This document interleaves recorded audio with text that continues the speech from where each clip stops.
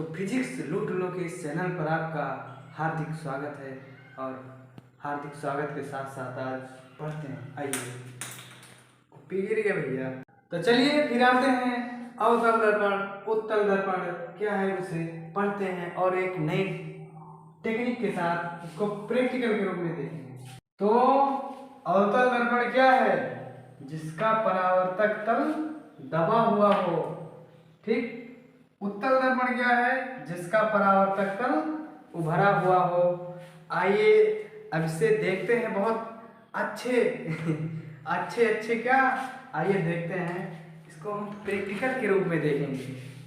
तो हंसिएगा मत क्योंकि हाथ काले हो गए हैं, चुरा उरा के लाए हैं आज तावा तो आइए पढ़ते हैं। अवतल दर्पण क्या है? जिसका परावर्तक तल दबा हुआ हो, मतलब जिसका परावर्तक तल अंदर दबा हुआ हो। यहाँ प्रकाश की किरण पड़ेगी और टकरा के वापस आएगी। इसको दर्पण मत मानिए, पृष्ठ मानिए।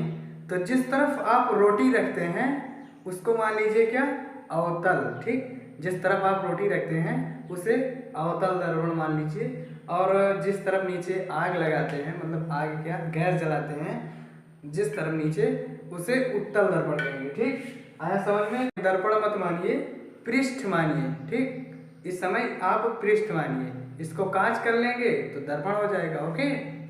तो जिस तरफ गैस जलाते हैं उसे उत्तल कहेंगे और जिस तरफ रोटी रखते हैं उसे अवतल कहेंगे। आया समझ में? तो कहने का मतलब जिसका परावर्तक तल दबा हुआ हो उसे अवतल और जिसका परावर्तक तल उभरा हुआ हो उसे उत्तल कहते हैं, उत्तल दर्पण कहते हैं। आया समझ में? तो भैया हाथ तो हो गए हैं काले और अब इज्जत बची है वो भी चोरी करके लाए हैं। अगर घर वाले जानेंगे तो पीठ कटेगी हमारी। तो हंसना मत भैया, क्या करें, गरीबी में आटा गीला, लेकिन यहाँ तावा गीला हो रहा है मेरा तो ध्यान से पढ़िए। आया समझ में? गुरुजी, अरे हाथ काले हो गए, तुम्हारा मुंह भी काला हो जाएगा जिसका परावर्तक तल दबा हुआ हो उसे अवतल दर्पण कहेंगे। जिसका परावर्तक तल उभरा हुआ हो उसे उत्तल दर्पण कहेंगे। और हमारे हाथ हो गए हैं काले। आया समझ में बात? अब क्या पढ़ेंगे? अब पढ़ेंगे अवतल दर्पण द्वारा प्रतिबिंबों की रचना जो होती है, तीनों कंडीशन स्थितियां जो होती हैं उसे पढ़ेंगे। तो आइए पढ़ते हैं। तो अवतल दर्पण द्वारा प्रतिबिंब रचना के 3 नियम होते हैं। कितने नियम? 3 नियम। ध्यान से देखेंगे, आइए देखते हैं। पहला नियम क्या है? जब प्रकाश की किरण मुख्य अक्ष के समांतर जाती है तो परावर्तन के पश्चात वह फोकस से होकर जाएगी, ठीक। कहां से होकर जाएगी? फोकस से होकर जाएगी। जब प्रकाश की किरण मुख्य अक्ष के समांतर जाती है तो परावर्तन के पश्चात फोकस से होकर जाएगी। चित्र से देखो, अवतल दर्पण क्या था? जिसका परावर्तक तल दबा हुआ हो। दावा से आप लोग सीखे हैं अभी, ठीक। तो जो प्रकाश की किरण मुख्य अक्ष के समांतर जाएगी वो परावर्तन के पश्चात फोकस होकर जाएगी। तो ये अपना है मुख्य अक्ष, ओके। तो जब प्रकाश की किरण मुख्य अक्ष के समांतर जाती है, ये मुख्य अक्ष है, तो ये प्रकाश की किरण है, ये है अपना अवतल दर्पण। जब इस पर प्रकाश की किरण पड़ेगी तो परावर्तन होगा तो वो फोकस हो जाएगी। ये फोकस अपना नीचे से भी ले सकते हैं, ये परावर्तित हो बस फोकस हो जाएगी।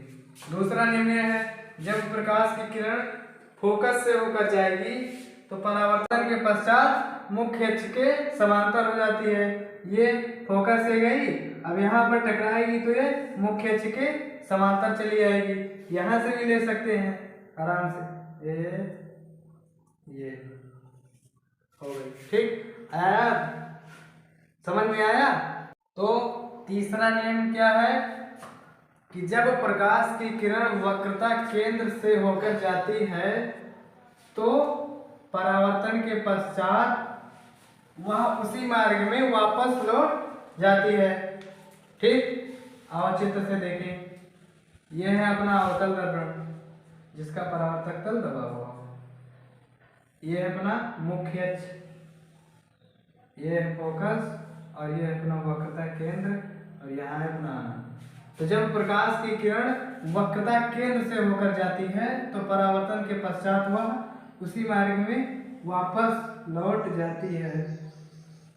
ये गई, अब यहाँ पर टकराएगी तो ये उसी मार्ग में वापस लौट जाएगी। तो तीनों नियम यही थे, हो गया खत्म। तो बढ़िया से पढ़ना, आराम से, मस्ती से।